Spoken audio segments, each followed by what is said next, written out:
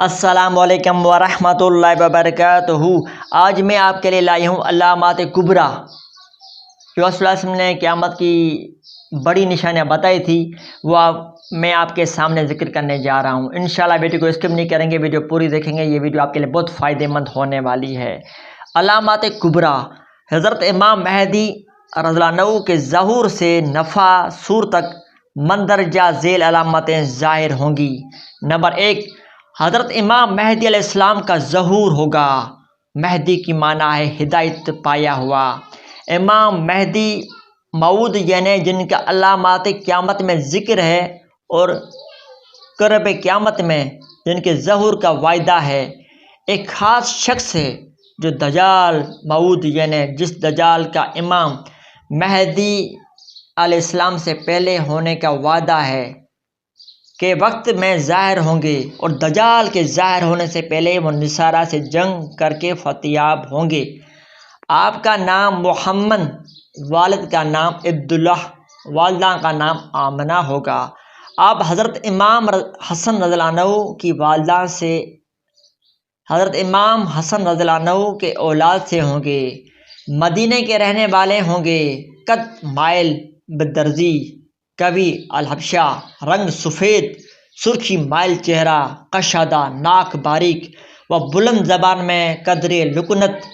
جب کلام کرنے میں تنگ ہوں گے تب زانور پر ہاتھ ماریں گے۔ آپ کا علم لدنی ہوگا۔ 40 برس کی عمر میں ظاہر ہوں گے، اس کی بعد 7 یا 8 برس تک زندہ رہیں گے۔ جب مدینہ منورہ سے مکہ مکرمہ آئیں گے، لوگ ان کو پہچان کر ان سے بیعت کریں گے اور اپنا بادشاہ بنائیں گے۔ اس وقت غیب سے یہ آواز آئے گی، ھذا خلیفۃ اللہ المہدی فاستمعوا واطیعوا۔ یہ اللہ تعالیٰ کا خلیفہ مہدی ہے، اس کی بات سنو اور اطاعت کرو۔ نمبر 2، اس سال ماہ رمضان میں 13ویں تاریخ کو چاند اور 27 تاریخ کو سورج گرہن ہوگا۔ نمبر 3، امام مہدی رضی اللہ عنہ کے زمانے میں اسلام خوب پھیلے گا۔ امام مہدی سنت نبوی پر عمل کریں گے۔ عرب کی فوج ان کی مدد کو جمع ہوگی۔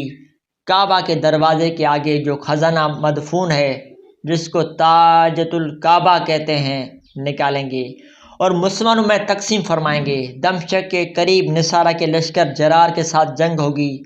مسلمانوں کی 3 فریق ہوں گے۔ ایک وہ جو نصارہ کے خوف سے بھاگ جائیں گے، ان کی توبہ کبھی قبول نہ ہوگی اور وہ حالت کفر میں مر جائیں گے۔ ایک فریق شہید ہو جائے گا اور افضل شہداء کا مرتبہ پائے گا۔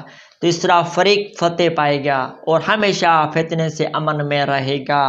نمبر 4، دجال موعود ایک خاص شخص ہے۔ یہ قوم یہود سے ہوگا اور اس کا لقب مسیح ہوگا۔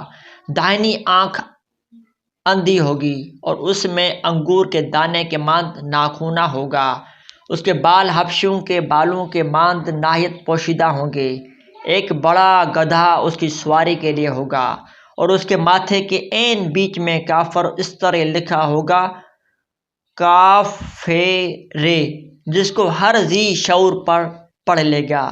اول وہ ملک شام و عراق کے درمیان ظاہر ہو کر نبوت کا دعویٰ کرے گا، پھر اصفہان میں آئے گا اور 70,000 یہودی اس کے تابع ہوں گے۔ وہ خدائی کا دعویٰ کرے گا۔ اس کے ساتھ آگ ہوگی جس کو وہ دوزخ کہے گا، اور ایک باغ ہوگا جس کا نام وہ بشت رکھے گا۔ دراصل اس کی دوزخ جنت کی تاثیر رکھتی ہوگی اور اس کی جنت دوزخ کی اثر والی ہوگی۔ زمین میں دائیں بائیں فساد ڈالتا پھرے گا اور بادل کی طرح پھیل جائے گا۔ اس سے پہلے سخت قحط ہوگا۔ وہ عجیب عجیب کرشمے دکھائے گا جو ستراج کے حکم میں ہوں گے۔ مسلمانوں کو ان کی تسبیح و تحلیل، روٹی اور پانی کا کام دے گی۔ پھر مکہ کی طرف آئے گا، لیکن فرشتوں کی حفاظت کے سبب مکہ معظمہ میں داخل نہ ہو سکے گا۔ پھر مدینہ منورہ کا ارادہ کرے گا اور احد پہاڑ کے پاس ڈیرا لگائے گا۔ مدینہ منورہ کے اس وقت 7 دروازے ہوں گے، ہر دروازے پر 2 محاذ ہر دروازے پر 2 محافظ فرشتے ہوں گے، اس لیے دجال اندر نہ جا سکے گا۔ پھر دمشق کی طرف روانہ ہوگا جہاں امام مہدی ہوں گے، وہ امام مہدی سے مقابلہ کرے گا۔ امام مہدی رضی اللہ عنہ لشکر درست کر کے جنگ کے لیے تیار ہوں گے۔ نمبر 5، اتنے میں عصر کا وقت دمشق کی جامع مسجد کے مشرقی سفید مینارہ پر زرد لباس پہنے ہوئے 2 فرشتوں کے بازو پر ہاتھ دھرے ہوئے حضرت عیسیٰ علیہ السلام آسمان سے اتریں گے۔ جب سر نیچا کریں گے تو پسینے سے قطرے ٹپکیں گے، جب سر اٹھائیں گے تو موتیوں کے دانوں کے مان قطرے گریں گے۔ پھر امام مہدی رضی اللہ عنہ سے ملاقات کریں گے اور ایک دوسرے کو امامت کے لیے کہیں گے۔ غالباً پہلے امام مہدی رضی اللہ عنہ امام ہو کر نماز پڑھائیں گے تاکہ تکریم امت ہو۔ پھر حضرت عیسیٰ علیہ السلام امامت فرمائیں گے کیونکہ آپ نبی ہیں۔ حضرت عیسیٰ علیہ السلام دجال کے قتل کے لیے آمادہ ہوں گے۔ آپ کے دم کی یہ تاثیر ہوگی کہ جس کافر کو وہ ہوا لگ جائے گی وہ مر جائے گا، اور جہاں تک ان کی نظر جائے گی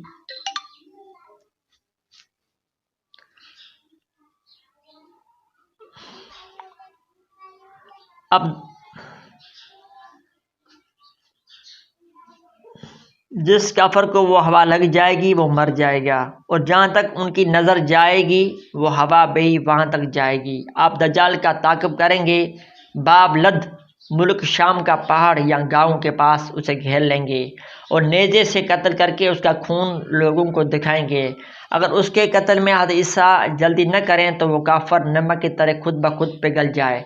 پھر لشکر اسلام دجال کے لشکر کے اکثر یہودی ہوں گے بکثرت قتل کرے گا۔ حضرت عیسیٰ علیہ السلام حکم دیں گے کہ خونریز قتل کیے جائیں اور صلیب کی جس کو نصارہ پڑھتے ہیں توڑ دی جائے، اور کسی کافر سے جزیہ نہ لیا جائے بلکہ وہ اسلام لائے۔ پس اس وقت تمام دنیا میں دین اسلام پھیل جائے گا، کفر مٹ جائے گا، خوب انصاف راج ہوگا، جور و ظلم دنیا سے دور ہو جائے گا۔ امام مہدی رضی اللہ عنہ کی خلافت 7 یا 8 یا 9 برس ہوگی باخلاف روایت۔ پھر آپ دنیا سے تشریف لے جائیں گے۔ حضرت عیسیٰ علیہ السلام اور مسلمان ان کے جنازے کی نماز پڑھ کر دفن کر دیں گے۔ نمبر 6، اس کے بعد تمام انتظام حضرت عیسیٰ علیہ السلام کے اختیار میں ہوگا اور دنیا اچھی حالت پر ہوگی۔ پھر یکایک وحی الہی سے حضرت عیسیٰ علیہ السلام لوگوں کو کوہ طور کی طرف لے جائیں گے، اور قوم یاجوج ماجوج کا خروج ہوگا جو یافس بن نو کی اولاد میں سے ہے۔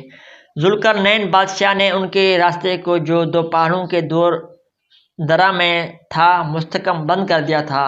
آخر زمانہ میں اس وقت وہ دیوار ٹوٹ جائے گی اور یہ گر قوم پھیل جائے گی، کوئی ان سے مقابلہ نہ کر سکے گا۔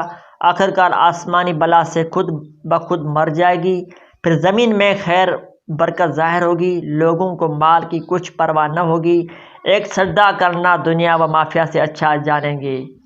یہ خیر و برکت 7 برس تک رہے گی۔ اس عرصے میں حضرت عیسیٰ علیہ السلام نکاح بھی کریں گے اور ان کی اولاد بھی ہوگی، پھر دنیا سے انتقال فرمائیں گے اور آن حضور صلی اللہ علیہ وآلہ وسلم کے روضہ مبارک میں دفن ہوں گے اور قیامت میں وہیں سے اٹھیں گے۔ نمبر 7، حضرت عیسیٰ علیہ السلام ایک شخص کو خلیفہ مقرر فرمائیں گے، وہ اچھی طرح عدل کے ساتھ حکومت کرے گا، لیکن شر و فساد و کفر و الحاد پھیل جائے گا۔ اس طرح 2-3 شخص یکے بعد دیگرے حاکم ہوں گے، لیکن کفر الحاد بڑھتا جائے گا۔ پھر اس زمانے میں ایک مکان مشرق میں اور ایک مکان مغرب میں دس جائے گا جہاں منکرین تقدیر رہتے ہوں گے۔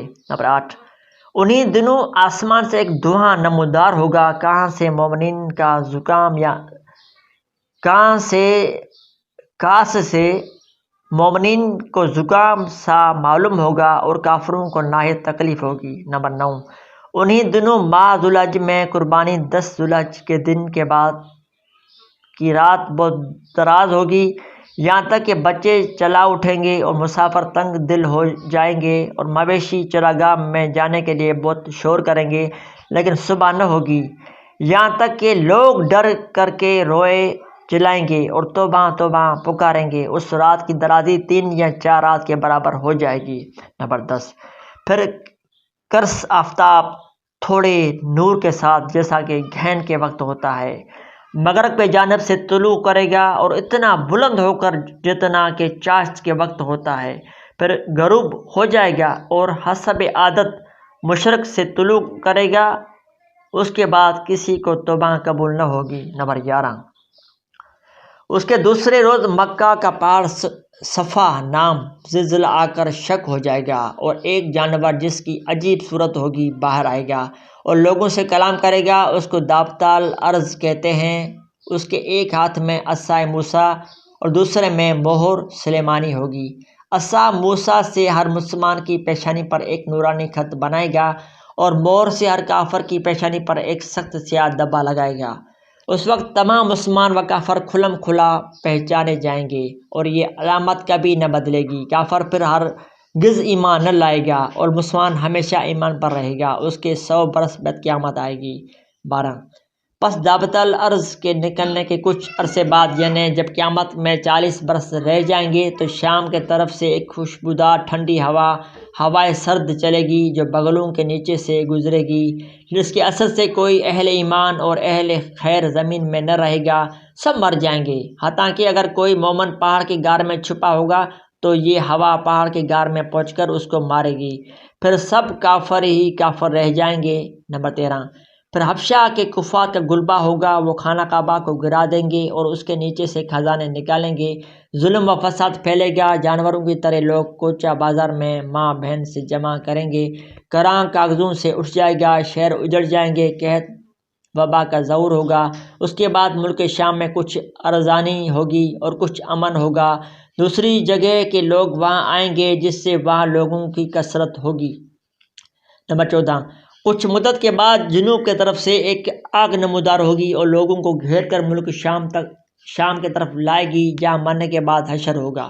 نمبر 15، اس کے بعد 5 برس تک پھر لوگوں کو خوب عیش و آرام میسر ہوگا، لوگ شیطان کے بہکانے سے بتوں کی عبادت کریں گے، ان کی روزی کی فراگی حاصل ہوگی اور زمین پر کوئی اللہ اللہ کہنے والا نہ باقی رہے گا۔ تب سور پھونکا جائے گا اور قائم ہو جائے گی، لوگ اس وقت عیش و آرام میں ہوں گے اور مختلف کاموں میں مصروف ہوں گے کہ یکا یک جمعے کے روز جبکہ محرم کا عشرہ ہوگا، علل صبح آواز آئے گی، لوگ حیران ہوں گے کہ یہ کیا ہے، وہ آواز آہستہ آہستہ بلند ہوتی جائے گی یہاں تک کہ کڑک اور ریت کے برابر ہوگی، تب لوگ مرنے شروع ہوں گے۔ سور ایک چیز بغل کے مانند ہے، حضرت اسرافیل علیہ السلام کے منہ سے بجائیں گے، اس کی آواز کی شدت سے ہر چیز فنا ہو جائے گی، جاندار مر جائیں گے، درخت اور پہاڑ روئے کے گالوں کی طرح اڑتے پھریں گے، آسمان کے تارے چاند سورج ٹوٹ کر گر پڑیں گے، آسمان پھٹ کر ٹکڑے ٹکڑے ہو جائے گا، زمین معدوم ہو جائے گی۔ بعض علماء نے کہا ہے کہ فنائے کلی سے یہ 8 چیزیں مستثنیٰ ہیں، ان کو فنا نہ ہوگی۔ نمبر 1 عرش، نمبر 2 کرسی، نمبر 3 لوح، نمبر 4 قلم، نمبر 5 بشت، نمبر 6 دوزخ، نمبر 7 سور، نمبر 8 ارواح۔ لیکن ارواح پر ایک قسم کی بیہوشی طاری ہوگی اور بعض علماء فرماتے ہیں سوائے اللہ تعالیٰ کے ہر چیز فنا ہو جائے گی اور ان 8 مذکورہ چیزوں میں بھی ایک دم بھر کے لیے فنا آئے گی۔ اس وقت اللہ تعالیٰ فرمائے گا لمن الملک اليوم، آج کس کا ملک ہے؟ جب کوئی جواب نہ دے گا تو اللہ تعالیٰ آپ ہی فرمائے گا للہ الواحد القہار، ملک اللہ واحد و قہار ہی کا ہے۔ یہ پہلے نفی کا بیان تھا۔ 40 سال کے بعد پھر سور پھونکا جائے گا، اس سے ہر چیز دوبارہ ہو جائے گی، اس کی کیفیت و لباس بعد الموت میں درج ہے۔ یہ تھا علامات کبریٰ، مطلب قیامت کی بڑی نشانیاں۔ جب قیامت قائم ہوگی، جو حالات ہوں گے، حضرت امام مہدی علیہ السلام کا نزول ہوگا، حضرت عیسیٰ علیہ السلام کا نزول ہوگا، بس اللہ جل شانہ سے دعائیں اللہ پاک مجھے اور آپ کو موت کی تیاری کرنے کی توفیق عطا فرمائے۔ اللہ پاک مجھے اور آپ کو صحابہ کرام کی زندگی کے مطابق، صلی اللہ علیہ وسلم کی سنت کے مطابق زندگی گزارنے کی توفیق عطا فرمائے، جو کہا سن اللہ پاک قبول مقبول فرمائے۔ صدق اللہ العظیم۔